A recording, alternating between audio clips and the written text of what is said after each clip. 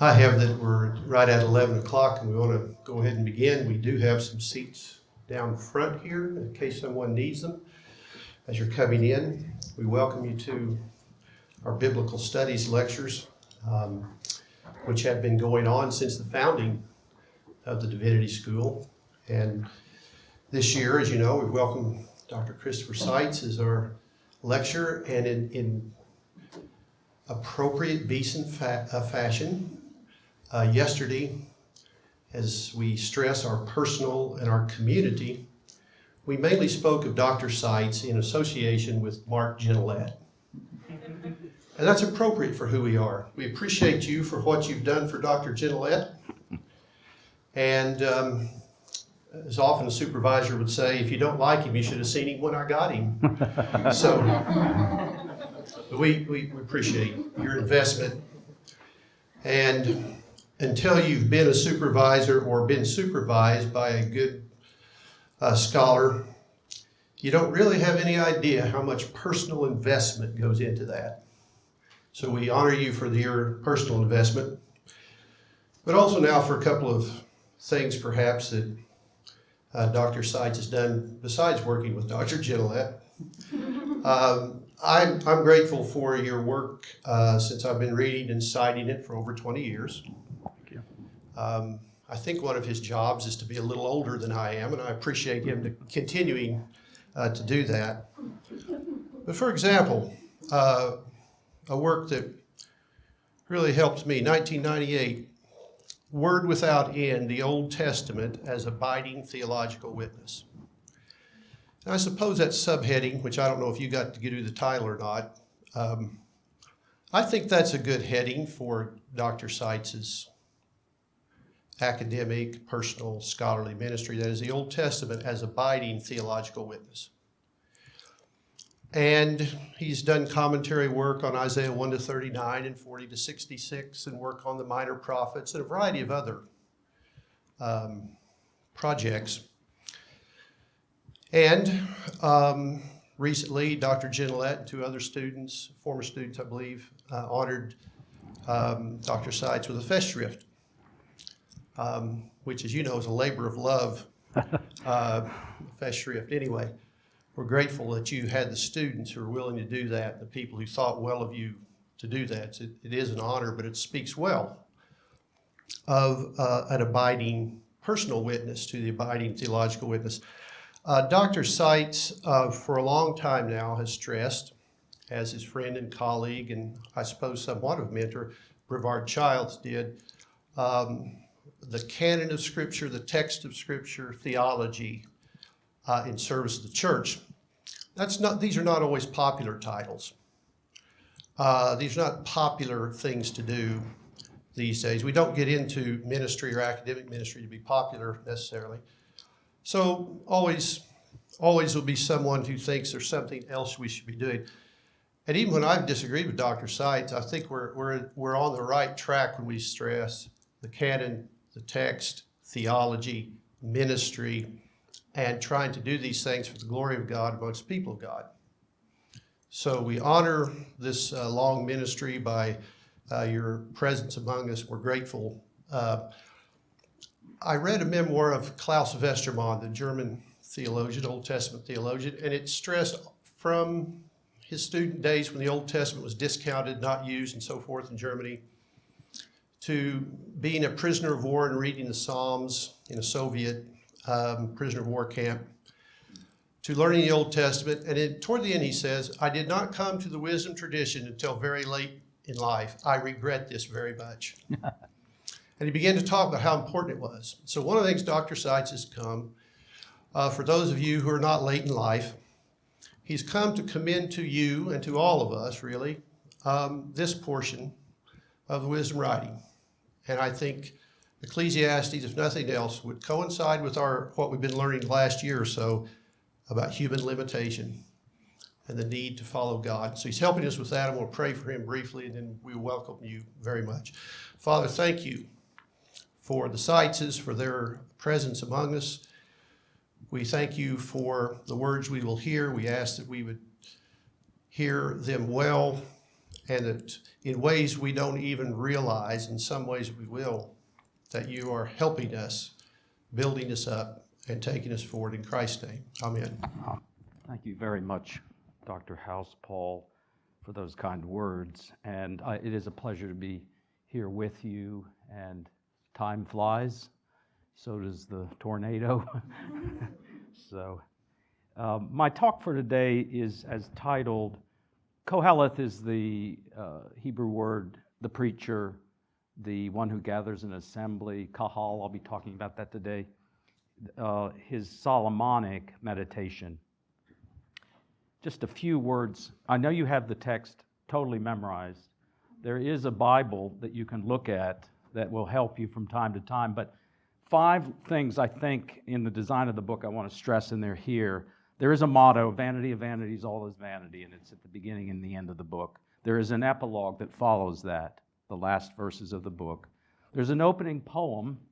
I say that because the body of the work really begins in 1:12, where he says, I, Koheleth. He introduces himself and begins to talk. So I'll be looking at the effect of that opening poem, and then there is a middle point of the book that I want to pay attention to. We okay? Yeah, please. There's a guy who knows what he's doing. All right. Now I hope I can find my slides. Can I do it? Oh, okay, good. Well, you'll be here. I've chosen the title with a lot of forethought. That is to say,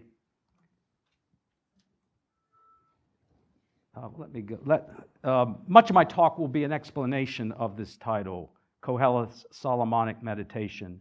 Ecclesiastes, more than any other book, I think, requires the proper starting point, the proper angle of vision. It needs a reader coming to it with the right kind of expectations. And that way the reader will read the book properly and find then the book reading her or him. The idea of reading any biblical text neutrally, or any text for that matter, is, I think, just naive. We have to know where we're going when we start to go. The book of Ecclesiastes has a protagonist, not an intermittent one, and not one who shares the stage with other people. Sometimes that's been argued to account for the contradictions in the book, as though the protagonist is shadow boxing. No, the book does not make this an obvious feature at all. One protagonist, introduced simply as Koheleth, who never for a moment leaves the stage. I think this makes the book unusual. One insightful critic calls this feature of the book that which sets it apart from other Old Testament books. Ecclesiastes places before us a single, brooding consciousness. I like that. He's introduced at the start, and all that follows is his brooding self inhabiting every single verse until we exit the book at what sounds like his last dying words, which I preached on a few days ago. So who is this Koheleth? His name is enigmatic, probably, I think, intentionally so. It seems to point to a function as much as a personal name, so much that he might even be called the Koheleth. That happens at the end. You'll see in the last example there, Vanity of Vanity says, Ha, Koheleth, the Koheleth. Who is he then? It's tied up with what he does. It's defined by that. So what does it mean to Koheleth? The verb in Hebrew has to do with assembling or collecting things. Kahal, we might think of this as assembling things, perhaps difficult sayings, wise sayings. That would make a lot of sense. Yet when this vocation of Koheleth is described at the close of the book, Koheleth taught people knowledge, weighing and studying and arranging. That's not the verb that is used. And the verb is never used in that sense in the book. The alternative is to think of Koheleth as gathering people, or relatedly, gathering not things, but wisdom, riches, wives, and property.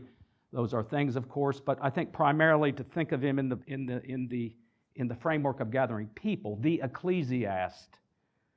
Though he does gather things, we notice, negative, garish, pointless accumulation, as he will see it, like when the people cry out for manna and quails and get so much of it, it comes out their nostrils, or when stored goes foul. The tradition saw the gathering of people when it spoke of the ecclesiast, however, as one who gathers a solemn assembly, an ecclesia, the preacher, Luther translated.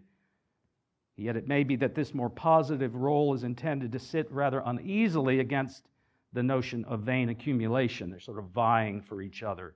The accumulator who more properly ought to be an ecclesiast, a proper role gone wrong, as the book will show it. Now, I want to park the discussion on this point for now so as to underscore the second item in the title. No, I would note here, notice the density of the verb being used and the noun being used in 1 Kings 8. And in another essay, I call attention to this. I think that's where the root idea comes from for choosing this name. Here, Solomon is gathering and gathering and gathering in a positive sense. Koheleth's Solomonic meditation. I've referred to something like a Solomonic trio yesterday as preferable to classifications of the more recent time like wisdom literature, and spoke in some detail about that yesterday. Ecclesiastes is in some way related to Solomon by virtue of its close association with Proverbs and Song of Songs. But the key here, I think, is in some way. Those books, Proverbs and Song of Songs, make it unmistakable that Solomon is the protagonist or author in some sense of the book. Our book, however, flirts with the idea. Koheleth, not Solomon, Koheleth was king in Jerusalem. The book itself never uses the word Solomon. Koheleth is how it wishes to speak of the single brooding consciousness. And Koheleth has been a king in Jerusalem. With that comes all the proper associations we might have of a temptation to over-accumulate, and Solomon fits the bill. But it can't be an accident, I don't think, that the book chooses not to name him. It belongs to the intention to evoke Solomon, but also let Koheleth be himself. Hence, Koheleth's Solomonic, that is an adjective, not a noun, meditation. The book is adjectivally Solomonic, not nominally him. The ancients also recognized this fact. Origen, Gregory of Nyssa, and Didymus, they saw the association, but more significantly, they also noted the omission of the name as critical to proper interpretation. In Didymus, I have a quote here from him. The Spirit is the author of the divine scriptures. Maybe we ought to opt for not thinking of it as Solomon so that nobody may say this is chiefly autobiography. Now, the idea of authorship, as you will know, particularly in conservative liberal debates, was debated with high seriousness in recent centuries. But I think this failed properly to understand the character of the book's, what I would call studied association with Solomon. To introduce registers like authentic or fictional fails to take seriously what is not being said by the book. This is Koheleth's book, and it is Solomonic only by attending to what it as a book has to say and the manner in which it says it. And evocation is what we are dealing with, I think. It's the best way to think of that. A prosopon, a prosopological is another way to talk about that. We could maybe look at that in the question and answer. This has nothing to do with authorship in the manner debated in modernity. The arguments for the late date of the book, due to the history of the Hebrew language, are probably correct in their own way, but they may equally mislead us as to their ultimate utility. Adjectival, an evocation, to speak in the name of another person. And the very fact that the wisdom of Solomon and Ben Sira in its own way evoke Solomon but never mention him is, I think, akin with this. And that brings us nicely then to the third term, meditation. I'd be open to alternatives, but the word meditation on my ear suggests a combination of three things. Instruction, that is something didactic in nature.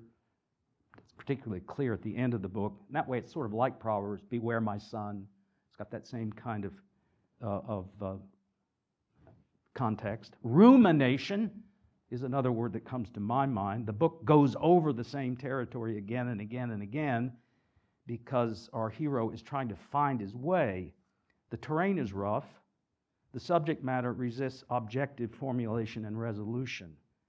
He's ruminating like a cow chewing on something. And finally, I think the other way to get at this is confession. Confession being the recognition that God must be addressed as the proprietor of true wisdom, and one can't just go accumulate this kind of thing. He talks at the beginning about accumulating wisdom, as though you put these things in a bag, one thing after another. No, wisdom comes as a gift, and only sometimes a gift after failure and a grim face-to-face with one's pride and vanity. If all this is on the right track, thrown in for extra points is how we should approach the theme word of the book. It's brooding distillate, hevelim. It's funny, Ray Van Leeuwen, my colleague in Canada, says, you should never translate this. You should just leave it hevelim and make people learn Hebrew. He liked it that way. There's a certain, I like vanity in a way because the book then defines the term rather than the other way around, since we don't use vanity very much as a word. Hevelim. If you read the commentaries, particularly in modernity, you'll see that three options dominate. The first one is hevel ought to be translated absurd, meaningless. This is a sort of Jean-Paul Sartre sort of idea.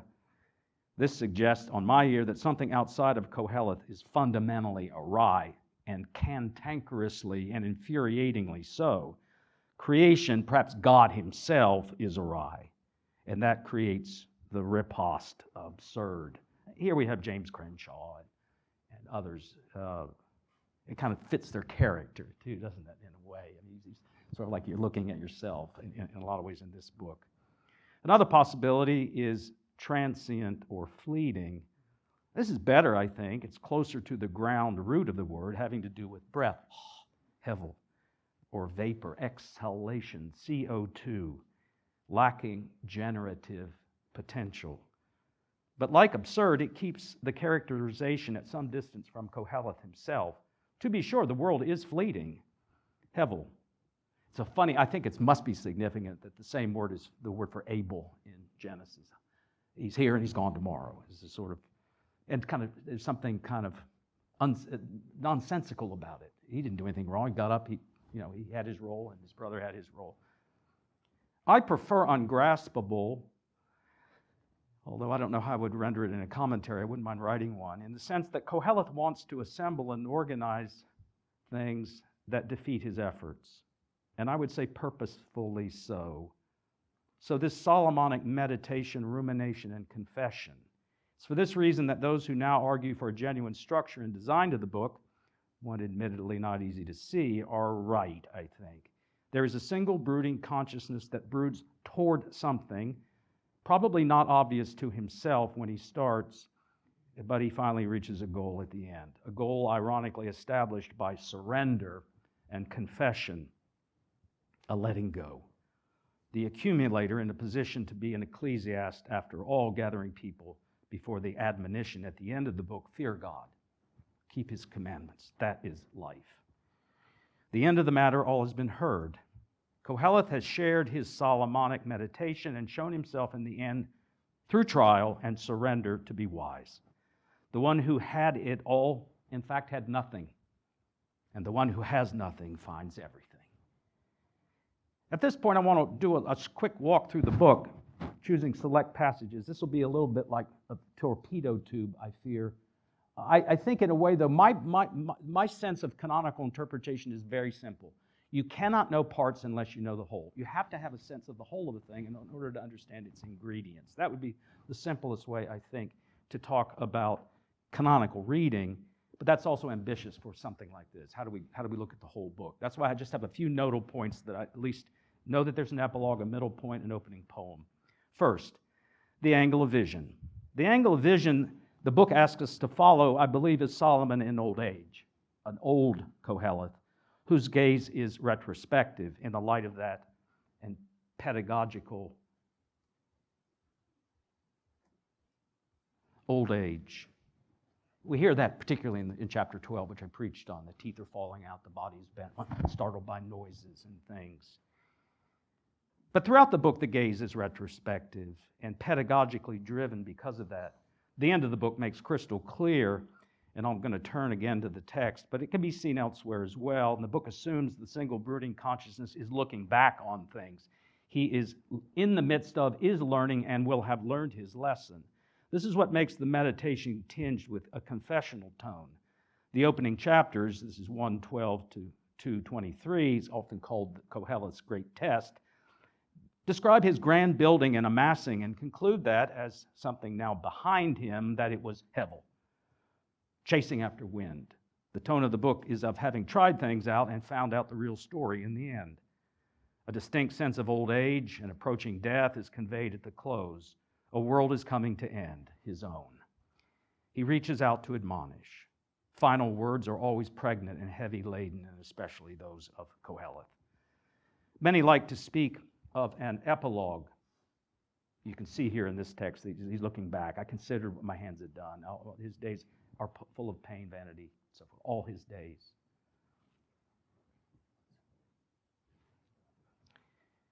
Many like to speak of an epilogue beginning at verse 12:9. I think this is right. It's obvious enough that Koheleth has stopped talking and that others are talking about him.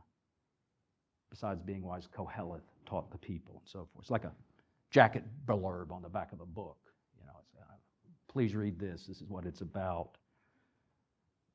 The language of epilogue is, however, usually invoked to declare the last verses are a correction of something too extreme in the book, even an effort to secure a hearing by means of introducing this sort of pious figure after the fact.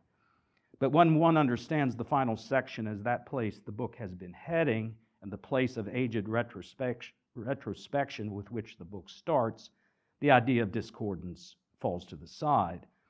Precisely in his sober approach to death and in his newly, if finally acquired upper level wisdom, he is commendable. He has come to teach us. Wisdom has a beginning in the fear of the Lord, and so too it has an end. My son, beware of any beyond these. This is life as it is, the whole duty of man.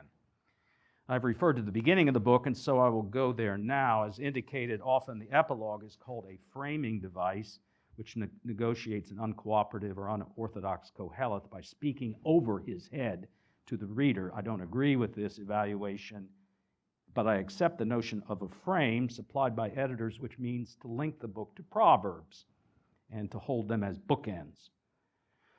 Rarely does one use the same terminology to speak of a frame in the front of the book, but I think there is one. But the technique is more subtle.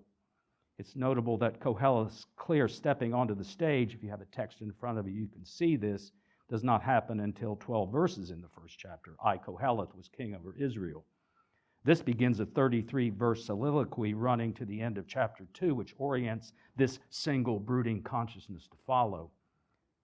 Frame then means to point to the obvious symmetry of verse 2, vanity of vanities, all is vanity, and the final refrain at 12:9. This leaves out, however, what I'm calling the opening poem. It's just a vague way of putting it.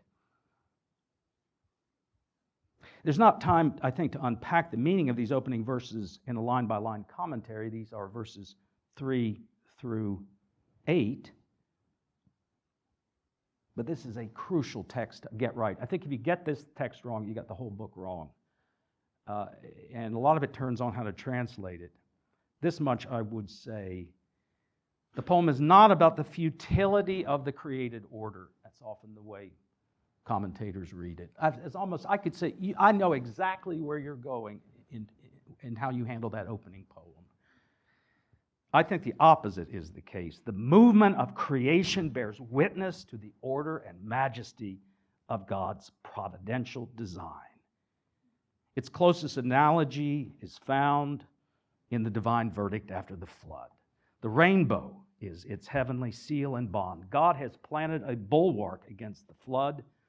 Psalm 19 is right alongside these opening verses. In them he set a tent for the sun, which comes rushing out like a bridegroom and a strong man, and then it returns on its course. The patterns of movement of water and sky and wind are purposefully genius. The wind doesn't blow itself out. The seas run to the sea. The rivers run to the sea, but they never overfill it. Everything is coordinated perfectly, just as Genesis had held out. The contrast in the opening poem is about human faculties. Things are futile, is the way it's often translated. I would argue that the issue here is human faculties. Words proliferate. Words are futile. They can't account for things. The eye never sees things up. The ear never hears things up. Compare with this, the orderliness and contentment of creation. We think there are things new that seriously matter, but in fact, we've forgotten their prior appearance. The iPhone doesn't count. It's not truly new. It's just an iteration of something that really isn't very important to begin with. And it will be forgotten. So it goes. That's the fact of life. Our faculties are myopic. They're short-sighted. They can't do the job we imagine that they can. And of course, at the end of the life, we discover this quite clearly. The trouble comes, we learn very quickly, in trying to live outside of these bounds, trying to break through them. Recently, it's been helpfully observed that Koheleth's grand experiment in the next chapters, this is the text from Genesis 8 I had in mind, while earth remains, seed time and harvest, cold and heat, summer and wind, night and day will never cease. They belong to a goodly order. Recently, it's been helpfully observed that Koheleth's experiment, upon which he looks ruefully back, again has taken its cues directly from Genesis. In Genesis, we hear, "Let there be light," and God made light, and there was light. God saw that it was good, tov. This is under usurpation now by a God like Koheleth.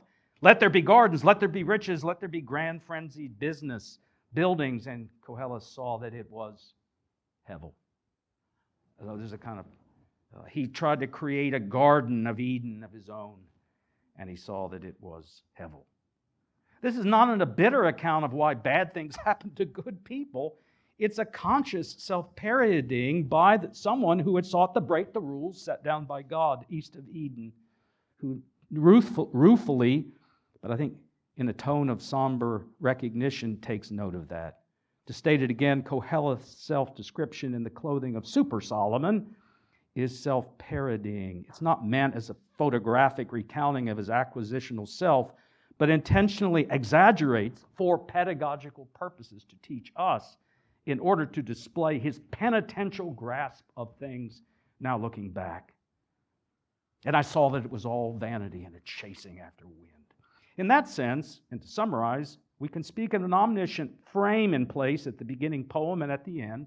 We are told what this created godlike state of affairs is concerning the world in which K does his reflecting, Koheleth, at the start, and are meant to see this transgressed by what Koheleth immediately describes following. This is how he means to teach us. I tried this way, do not do the same. The final framing in what is called the Epilogue confirms that Koheleth was reliable. He taught in a tough way. His words are like goads. But his words are a mature bookend on the enterprise called wisdom. Solomon, the young, composed Proverbs, rules of the road. Koheleth's Solomonic meditation shows us the exceptions to the rules. Proverbs introduces the paradigms, which, like all grammars, have to simplify to get started. Strong verbs appear first, but strong verbs are often verbs we really don't use at all. Weak verbs in all languages are really the verbs we use day to day. They are the thick words that live deep down in life. Dr. Genelette is teaching you the final haze and the pay nuns and all that. Those are the tough ones. But that's what life is like, really. That's where language gets used. The sayings of the wise are like goads, sharp-edged in order to get our attention and to steer us, often against our wills. Koheleth tried this way. He learned a lesson, and he imparts his wisdom as he approaches death. This is what Luther called the second use of the law, meant to break us down so that our eyes might be redirected and lifted to our Creator. Wisdom had a beginning in Proverbs, and it has an end. I've argued in another place that the fourth gospel has the same basic idea at the end, like Koheleth, when it draws to a close. It's always hard to identify borrowing. Probably easier to say, great minds think alike. Of the making of many books, there is no end. Now, I suppose if all the things that Jesus did were written down, the world could not contain the books that could be written. On my ear and on Calvin's, I always go to check with him. He usually gets these things right. The image is not a positive one. It's not the romantic idea of, gee, what a great man. And, wow, it's just impossible to write everything down. No, the next line in John tracks better with Koheleth's ending. It's truer to John's intent. These things have been written. They are sufficient.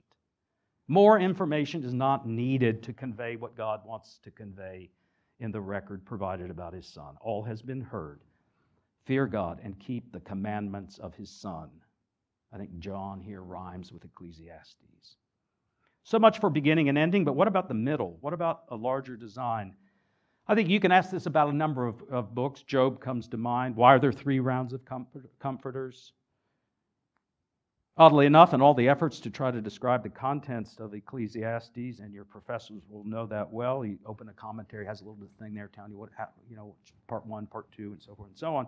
The one thing everybody agrees about is that there is a marked middle located at chapter 6. The rabbis counted the verses, and sometimes the middle is quite significant. It's true in the book of the 12. I think it's true clearly here. The refrains in the first part of the book, before 6:9, have to do with Hevel and chasing after wind. They only appear here, and they cease after that. It's as though Koheleth gets tired of chasing the wind and sees the pointlessness of it, as it were. The book's structure says by implication this. So what replaces this in part 2? Questions. Who knows? One cannot know. This is a sobered search for a different species of wisdom. I think it can't be accidental, too, that there are collections of proverbs in chapters 10 and 11 at the end. It's as though he's learned how to use the proverb form now. 2 interpreters, Boonvad and Christensen, have concluded from this design fact that the effect is intentionally built into the book. Ecclesiastes presents a loosely organized rumination because Koheleth is running up against the limits of his faculties. He's got an epistemological block, to quote Craig Bartholomew. He's trying to find his sea legs, as it were. Striving after wind is what it means to be searching for something you cannot and are not meant to grasp. Eventually, the wind blows itself out. You kind of wonder here whether they're playing on the wind motif at the beginning of the book, which doesn't do this. It doesn't blow itself out. The tone of part 2 is more questioning in character. Who knows? Who knows? This is almost a theme or motto. Koheleth is less sure-footed in his anger and indignation. This has been taken to align with part 1 in the sense that it's just another form of despair, but I don't think this is correct. It doesn't explain why there's a change. Again, one feature that has been insufficiently appreciated is the presence of the wisdom form. When you go home today, go look at chapters 10 and 11, and I'm going to come to 11 here in a minute. There is a kind of wisdom, but it's a sobered now kind of wisdom. The world cannot figure it out. What is crooked cannot be made straight. That's not an indictment of the good God. It's paying tribute to created realities that cannot be figured out. There are crooked and broken things. One can observe in nature certain curiosities beyond human comprehension. I think this is going on in the divine speeches as well to Job. He shows Job things he can't understand. As an aside, when I taught at St. Andrews, we shared a courtyard with the psychology school, and its most prominent professor has spent his entire life studying bird songs. Why do birds sing? Theory after theory has been proposed, and he was the expert. His conclusion? We do not know. That did not depress him or make him any less the expert. It did make him wise. And I'm not sure it's been sufficiently noted how this tone, advanced wisdom, let's call it, lines up with the book of Job. I think the same thing is happening there. That is, Job begins to shoot back against the friend's wisdom with his own in round 3. They fizzle out.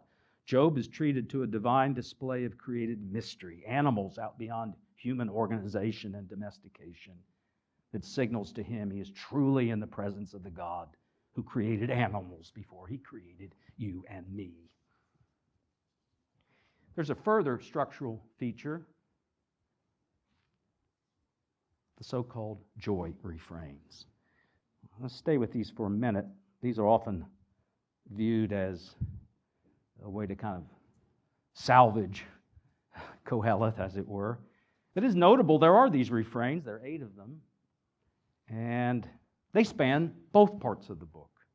They are, I think it's sort of baseline. That's maybe not the right image for a joy refrain. They're a drum beat, let's call it.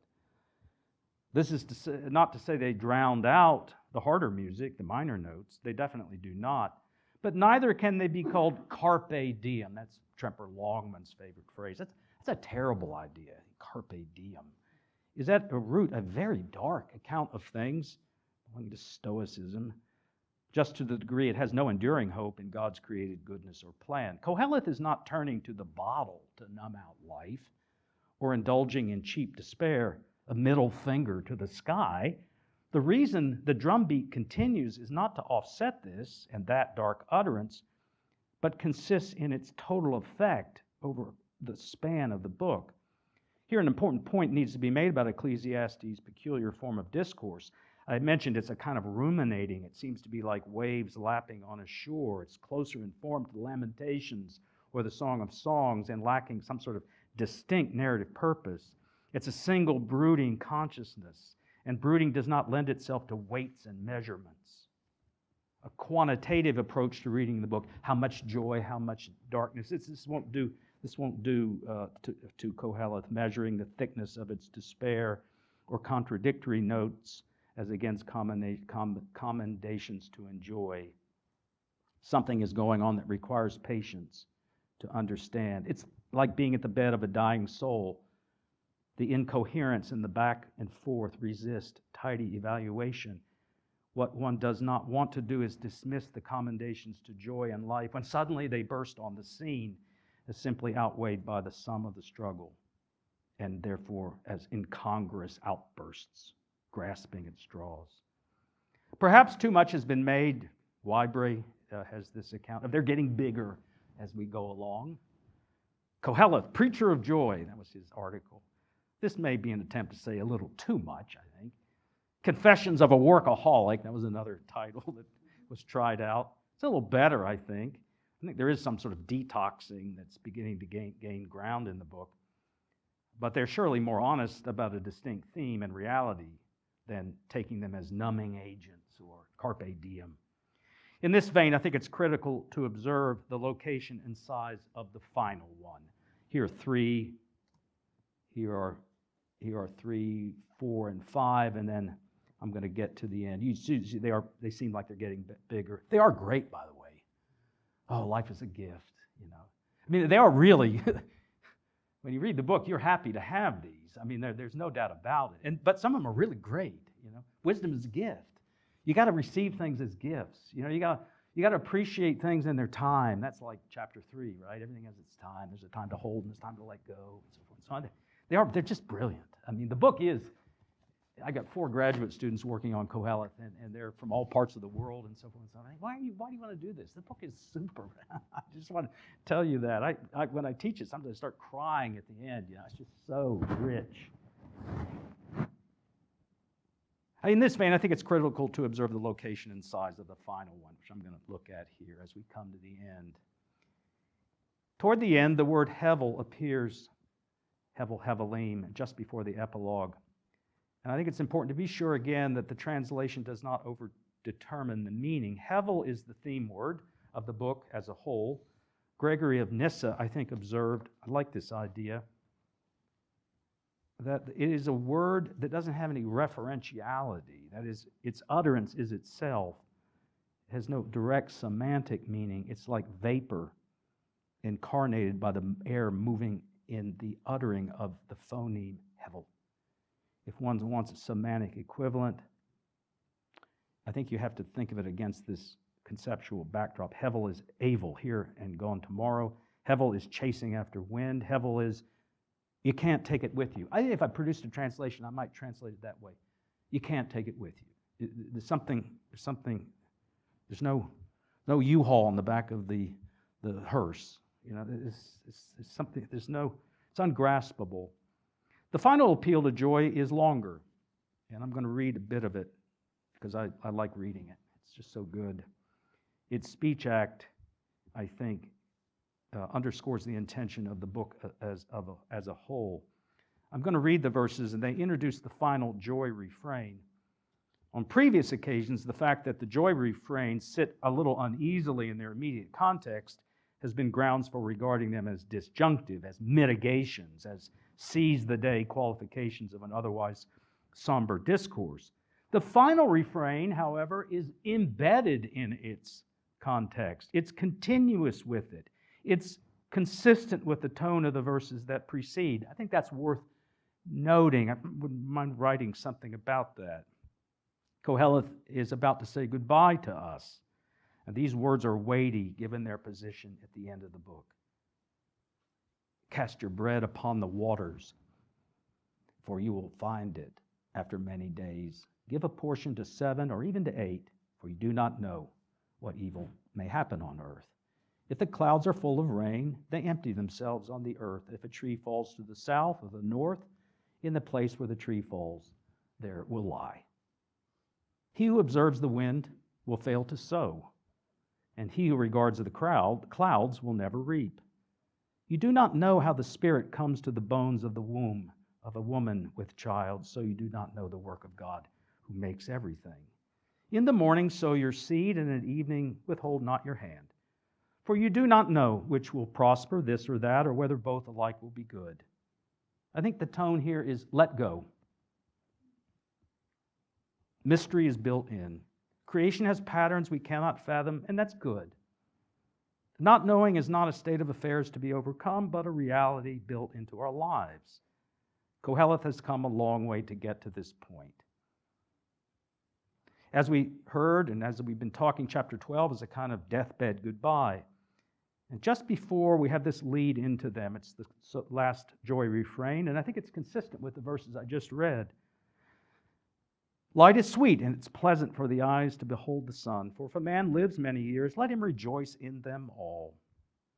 But let him remember that the days of darkness will be many. All that comes is beyond control. Hevel Hevelim. Rejoice, O young man, in your youth, and let your heart cheer you in the days of your youth. Walk in the ways of your heart and in the sight of your eyes.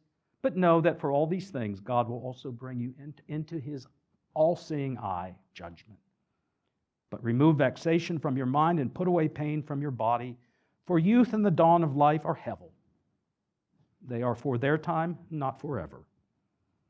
And when the funeral scene is completed in chapter 12, we have the epilogue, and it rightly commends Koheleth. The theme of final judgment, which we hear in the last verses, is not foreign to the body of the work. I just read it. Inside a joy refrain. And with it, the book draws to a close. We've heard the beginning and ending of wisdom. All has been heard. The grammar of strong and weak verbs and the most difficult constructions, all has now been set forth. And God has the last word, so let him have it. Fear God. Keep his commandments. This is what it means to be alive. This is the whole duty. For God will bring every deed into judgment with every secret thing, whether good or evil. Thank you for your patience.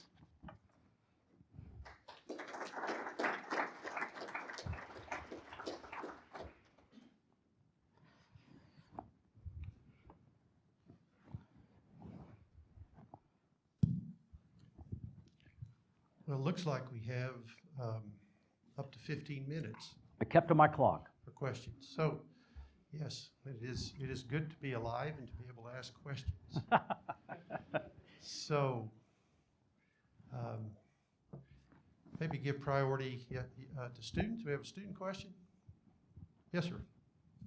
And if you can hear him and repeat Yeah, it. I'll that'd repeat be it. good. Yeah, cool. So you mentioned at the beginning of the talk, seeing each passage within context of the book as a whole. But what about seeing the book in terms of like canon as a whole? So the question specifically towards authorship, when it alludes to Solomon but doesn't explicitly state him, is it trying to make us think about Solomon within his larger canonical story, or is it trying to distance The first.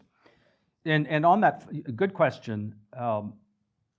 You'll picked up the fact that I regard the epilogue of the book as trying to secure the hearing of Ecclesiastes in the context of Proverbs. There's a beginning of wisdom, there's an end of wisdom. These are not cantankerous, they're not stages of despair, they're weak verbs and strong verbs. It's that kind of relationship.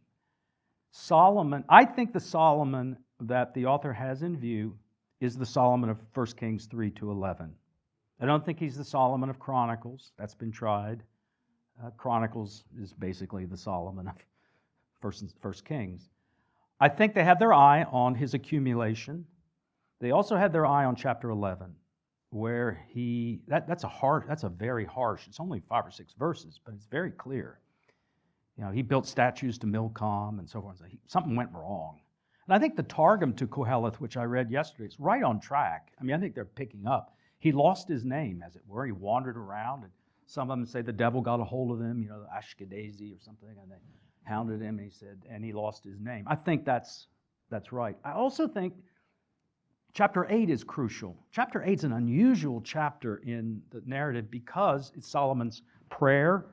You go take a look at it. That's where Kahal appears over and over again. I think that's where the idea came from. I've argued that. Whether it's true or not, I don't know. Because in that passage, what is happening is Solomon is given the ability to see way beyond his own frame of reference. And what does he see? He sees the failure of things. Now, Jenny Barber has argued this. I think she's right on that point, that Koheleth, although she doesn't treat it in the same way I would do, Koheleth is able to see way into the future. He's praying about what's going to happen when everything breaks, when everything is overrun. And there's a lot going on in that God has called David, and he's set up Solomon, but somehow Solomon is already privy to the fact that this is going to be a gift of God that's not going to work out. So I think there's a lot going on in that. In a way, she makes a big deal out of that. She wants Koheleth to be every king that ever lived, and she tries to find ways to do that. Well, since most of the kings were a disaster, it's not hard to line them up. You know, I mean, that's not difficult. But you look in the index of her book, and she doesn't really account for very much of the book of Ecclesiastes. She just said 3 or 4 places where the thing. I won't get off into that. But and a graduate student I have just finished a dissertation on that, and that's where also the Adamic, the Adam part of Koheleth is important. Because Adam is a tragic figure, but he's clothed. You know, there's something that's happening that God is allowing the thing to continue in mercy. Mark Genelette said you get 5 extra points at the end of the term if you ask a question. I have a desperate brother. No, really, I have a question. Yeah. Surprises you. This man needs Mine wisdom. just handed down here.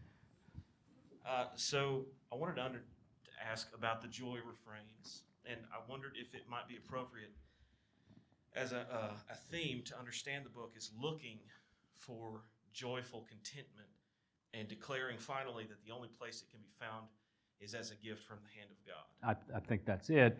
And I think it's all the more true. There is a way in which the last chapter is true. Beware of, I preached on this,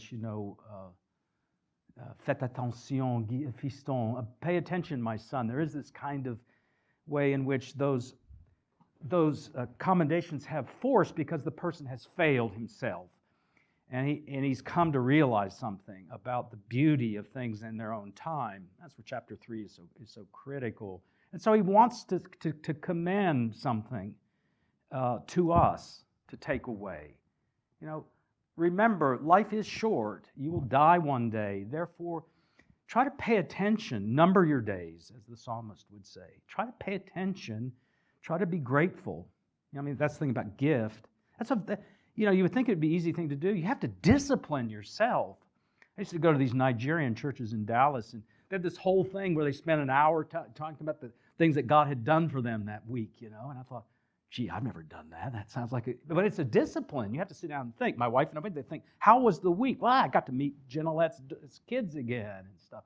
You have to learn how to pay attention to things in their own time and take them as gifts. There's nothing wrong with accumulating great things. The narratives of Kings don't really ever put him down for this. Matter of fact, the gaining of wisdom brings Sheba to his court. Calvin thought that was great. He was making converts and so forth and so on. He thought the wives was a great idea. But at the end, something got away from him.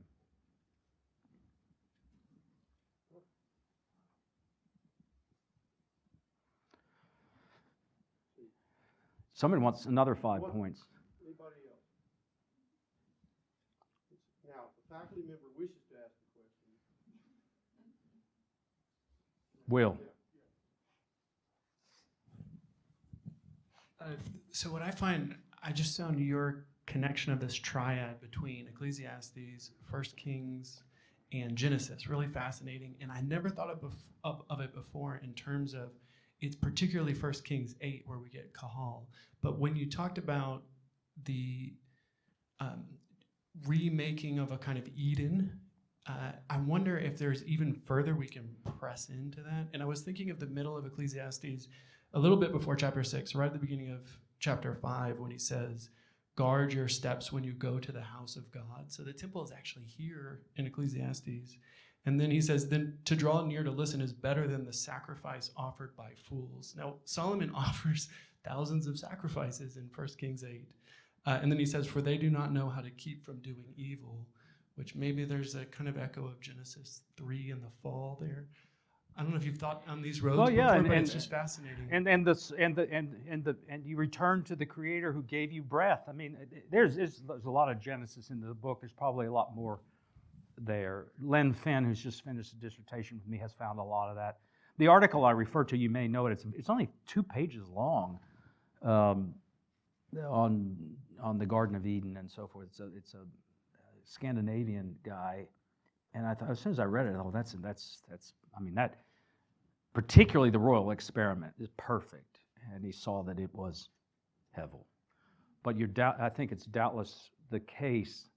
He makes a big deal out of the Adamic character of Koheleth as well. So you got to get the king and the Adam, working together, and that's not hard to do. There are reasons why that will work. But you're right. I gave a version of this, not this paper, but I published a piece in it's in a volume that Trinity Western published on the canonical reading of Ecclesiastes, and I read the paper at a conference in Paris, and Thomas Romer was there. And you know how he is. It's like he's got to figure out who knows what and what do they know and all that. I said, I don't operate that way. It seems to me that you don't have to make sure you know the date of Ecclesiastes to know whether he knew P and all that kind of thing. I mean, it seems to me that if you've got intertextuality, you need to go ahead and say that there's something going on there. I often think, too, those games run afoul of the fact that often these directions are going both ways. They're not just going, it's not just this guy's using that guy or something like that. I think there's sometimes mutual influencing.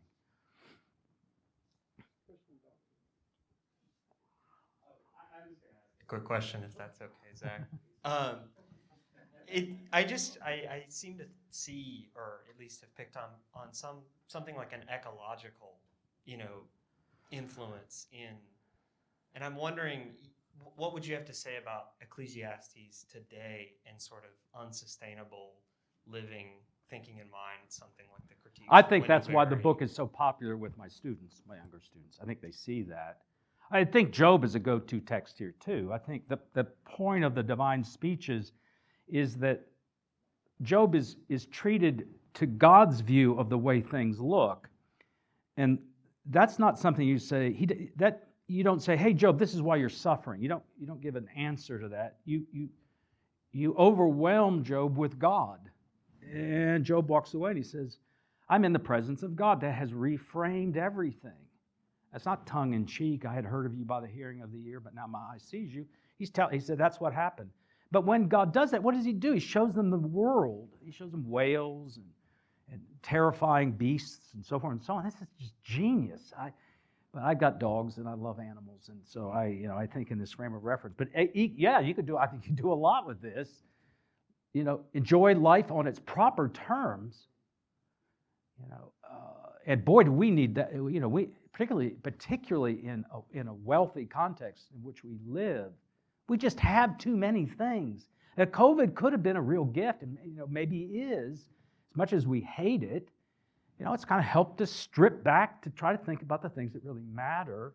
Or we could run off in despair. And that's the kind of balancing act I think Koheleth is wrestling with. I got some choices here.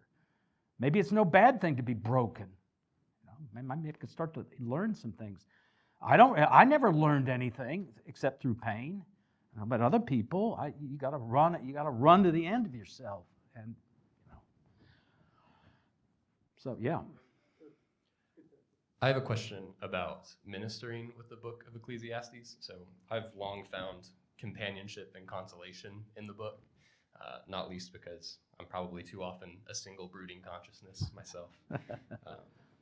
And I think a lot of the people who are drawn to the book find that companionship and consolation. But without psychoanalyzing, I do have fellow Christians and parishioners who sort of shudder at Ecclesiastes. Yeah.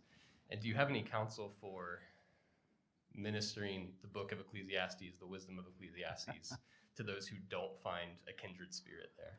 It's a great question, and it really takes, this is why I read Tremper Longman's commentary, and I say, just don't open that book. You can solve the problem of Koheleth by just simply saying this is what the world's like without Christ. And that's just never the way the tradition heard the book. They tended to hear the book as an account of what the world is like that Christ came and entered. And in that way, the incarnation is a penetration to the heart of Koheleth's struggle. But I don't have any answer to your question, because I think that there's something deep going on there about why it is that people can't tolerate limit and sternness and so forth. I don't know how to answer the question. If I'm hearing it right, I agree with you. It's an easy book to dismiss by introducing a different register. And I just think this is not right. There are deep mysteries in the book, and I don't know what it is. The sayings of the wise are like goads. There it is. And why is it that I find the book so great? Maybe I'm ill, but there's a lot of ink spilled on the book. There are psychoanalysts who've written brilliant treatments of Koheleth. It's like sitting on the couch and going in day after day after day, and the therapist says, "What's going on?" But I know what you're talking about. Some people just don't. This is scary. They'd rather say, "I'm classifying this guy as a nut," or it's just despair. But it's not. That book doesn't go there. You have ancient Near Eastern examples of despair. If you want to start comparing things. That's right. Well, thank you all, and let's give our appreciation. Thank you all. Thank you so much for your hospitality. It's been a really lovely time for my wife and me. Thank you.